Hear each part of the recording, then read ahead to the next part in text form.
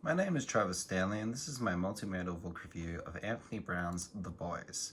The story by Anthony Browne, The Zoo, paints a bleak picture of a family outing to the zoo where a family seeking a day out in nature ends up interacting with everything but real nature. Ultimately, the cafeteria and gift shop are the family favorites, where every experience from the road and the transport to the zoo and the zoo itself are all unnatural and created by humans for humans. The story concludes with the sentiment conveyed that the zoos are in no one's best interest and evokes questions of morality, human nature, ethics, and questioning the ways in which humans and animals perceive one another. The story utilizes a wide range of language features that evoke emotions from the reader and engage the reader.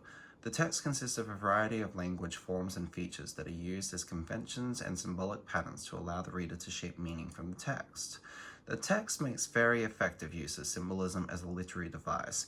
For instance, when the mother tells her fighting children that they remind her of someone, but she can't think of who, it is symbolic of her viewing people as the ones behaving more like animals, rather than the animals themselves.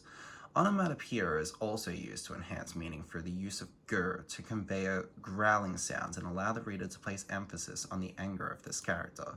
There is also an element of repetition to convey meaning and emphasize a point the author is trying to reinforce, in which every time they visit a new animal enclosure, there will either be a complete disregard for the animals or a negative comment will be made by the character. This repetition is meant to reinforce the human characters behaving more like animals rather than the animals themselves, thinking only of food and showing no empathy or morality or respect for the caged animals. This is an imaginative text that uses imagery to enhance the auditory, visual, tactile, gustatory, and olfactory elements of the story. The imagery specifically places great emphasis on character body language and physical gestures to convey meaning to the reader. The animal imagery often portrays sad, isolated animals in cages and with cage-like imagery, with dark, somber color tones and grading, while the humans are often portrayed with brighter colors and usually in populated open spaces, emphasizing to be in front of the bars. The imagery evokes meaning by portraying the people in the text as the ones behaving like animals and portraying the animals themselves as truly sympathetic characters through the imagery alone. This is further reinforced through salience and the contrast when the father is portrayed in an upward shot designed to make him look large and imposing, looming over the viewer with clouds on either side of his head, metaphorically portraying devil horns protruding from his skull, whereas the mother is portrayed as the one behind bars, isolated and alone in her sympathy and respect for the magnificent creatures at the zoo.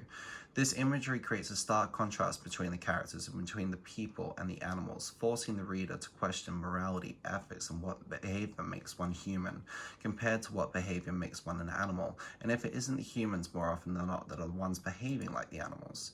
It is also for this reason that Browne has used a hyper-realistic style of illustration where he cleverly portrays our human characters to bear an uncanny resemblance to the animals in the zoo.